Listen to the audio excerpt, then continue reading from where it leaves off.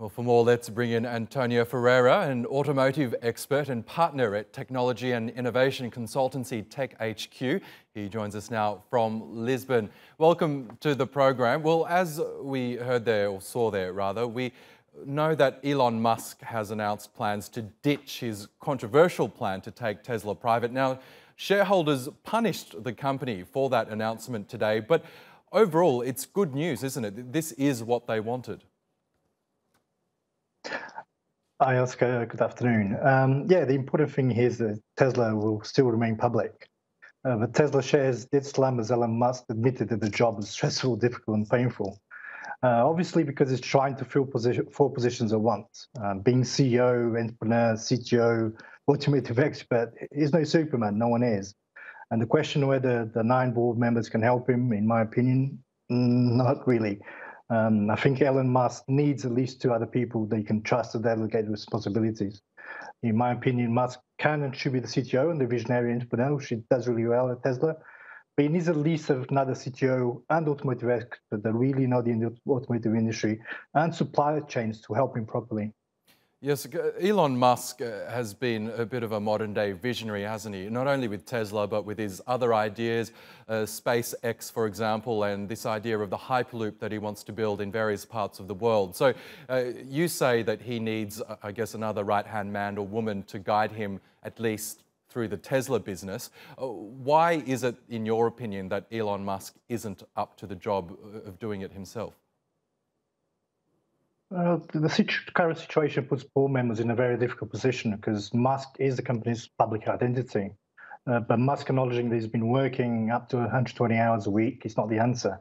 The answer here is not working harder, but smarter. Truly delegated responsibility is not just telling people what to do. For example, at TechHQ, we do a lot of disruptive innovation and development automotive projects with major players.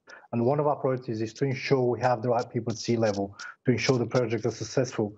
At very least, someone as CEO and a very separate role as CTO. This is the future of doing business correctly. Elon Musk trying to do all 4 positions of Tesla is complete madness. Interesting. Okay, let's turn to Uber now, which has also delivered a bit of a shock to the markets by announcing that it wants to turn away its attention from cars and more on electric bikes and scooters, which I think shocked many analysts today. I'm wondering, do you think this is a good move on their part? I mean, it wasn't long ago that Uber was saying that it was really looking to push self-driving cars, and now it wants to go in the opposite direction. Uber focuses on a very specific part of the mobility lifecycle, which is the last mile. And whether you're transporting products or people within the mobility lifecycle, the last few miles have always been the difficult one to crack. But Uber is doing a really good job at trying with a combination of bikes and cars. Therefore, Uber planning a shift in emphasis from cars to electric bikes and scooters for shorter journeys is part of their long-term strategy, which is just what their consumer data is telling them what to do. It's part of the trend that personal cars won't be allowed in most inner cities in future. It's simply not viable. The premise of car ownership will be very different in future. So Uber is making decisions towards that trend. Uber first started bikes in February and acquired the bike sharing company Jump for about $200 million in April.